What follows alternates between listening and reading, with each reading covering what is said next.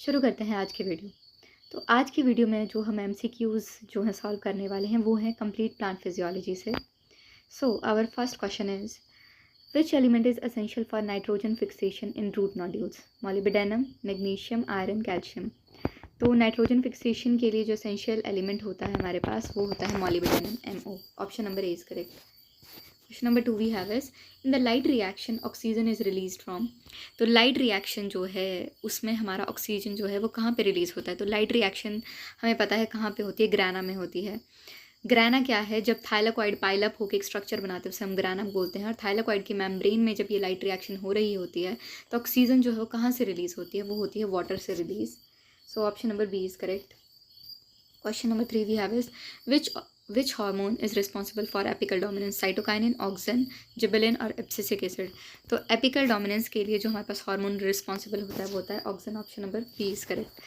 Apical dominance basically क्या होता है?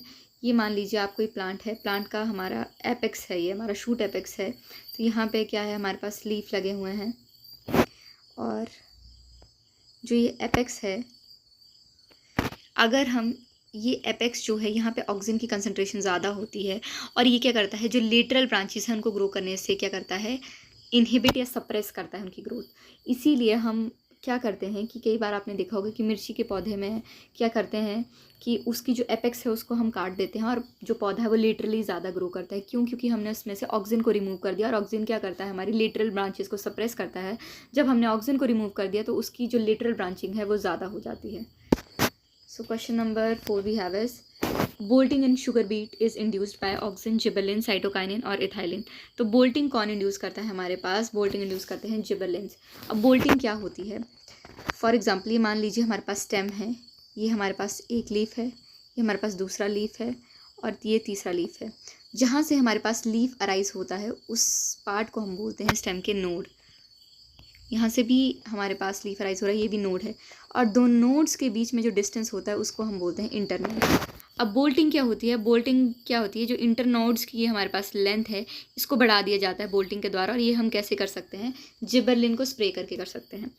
अब इससे हम जैसे मान लीजिए ग्रेप्स की भी हम जो है इंटरनोड्स की लेंथ बढ़ा सकते हैं, जिससे क्या होता है, ग्रेप्स जो है हमारे पास ज़्यादा जो फ्रूट होगा हमारे पास वो बड़ा होगा, क्योंकि इंटरनोड्स की लेंथ ज़्यादा हो जाएगी तो बंच में हमारे पास बड़े बड़े ग्रेप्स होंगे।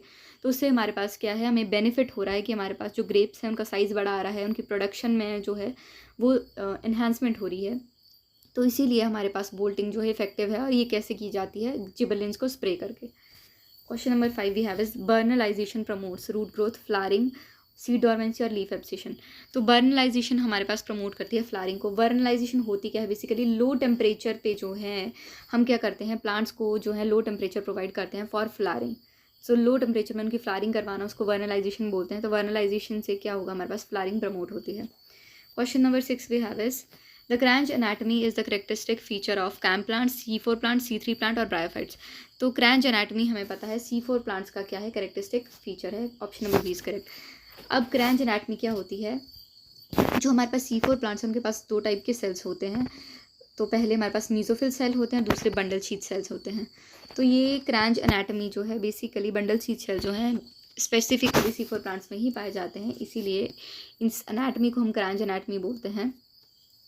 Question number 7 we have is the enzyme RuBisCO catalyses reaction in glycolysis, Calvin cycle, Krebs cycle और C4 साइकिल। तो रुबिस्को जो है हमारे पास रिएक्शन कौन सी कैटलाइज करता है? वो करता है केल्विन साइकिल में, Calvin cycle, that is our C3 cycle. Question number 8 we have is photorespiration occur in mitochondria, chloroplast, peroxisome, mitochondria, cytoplasm only और क्लोरोप्लास्ट ओनली। तो जो हमारी फोटो रेस्पिरेशन है वो होती है क्लोरोप्लास्ट, पेरोक्सिसोम, माइटोकॉन्ड्रिया, 3 ऑर्गेनेलीज में होती है। इसको आप याद रख सकते हैं CPM से। CM के बीच में P आ गया है, बस CPM से आप याद रखिएगा। फोटो रेस्पिरेशन 3 ऑर्गेनेलीज में होती है। इसे फोटो रेस्पिरेशन को हम C2 साइकिल भी बोलते हैं। क्या बोलते हैं? C2 साइकिल भी बोलते हैं। और ये कहाँ पे होती है, ये जो हमारी फोटो रेस्पिरेशन है ये C3 प्लांट्स में देखी जाती है। और ये फोटो रेस्पिरेशन कब होती है, जब हमारी ऑक्सीजन की कंसनट्रेशन ज़्यादा होती है, CO2 की कंसनट्रेशन हमारे पास कम होगी, लेस देन 50 ppm, और टेम्परेचर भी हमारा ज़्यादा होगा। तो इन कंडीशन में हमारी फोटो रेस्पिरेशन देखी जाती है। तो मेनली आप याद रखेंगे, ऑक्सीजन की कंसनट्रेशन ज़्यादा होगी, CO2 की बहुत कम होगी, लेस देन 50 ppm, और टेम्परेचर ज़्यादा होगा, तब हमारी फोटो रेस्पिरेशन जो है प्रोसेस होती है। Question number 9 we have is the terminal electron acceptor in aerobic respiration is. तो हमारे पास टर्मिनल इलेक्ट्रॉन एक्सेप्टर जो होता है एरोबिक रेस्पिरेशन में, वो होता है ऑक्सीजन। आप ETS को रिमेंबर कर सकते हैं कि ETS में कॉम्प्लेक्स 4 पे हमारे पास क्या होता है कि जो हमारा ऑक्सीजन है वो इलेक्ट्रॉन एक्सेप्ट करता है और हमारे पास वाटर की फॉर्मेशन हो जाती है।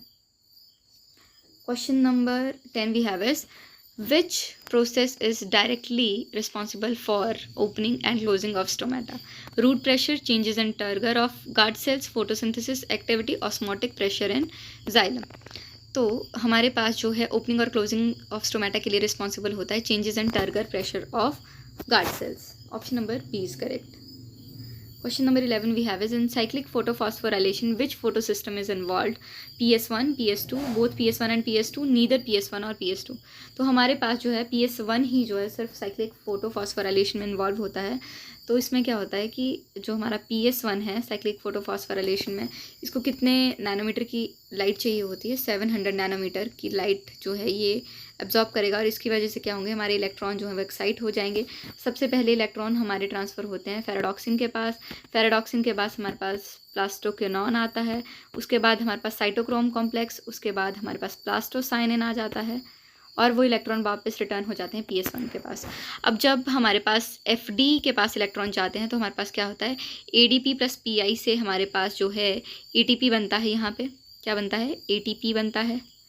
और हमारे पास जब FD से PQ के पास हमारे पास जब इलेक्ट्रॉन जाते हैं, और उसके बाद हमारे पास जो है PQ से हमारे पास साइटोक्रोम कॉम्प्लेक्स के पास जाते हैं। तो साइटोक्रोम कॉम्प्लेक्स के पास जब जाते हैं तो हमारे पास फिर से ATP की फॉर्मेशन हो जाती है।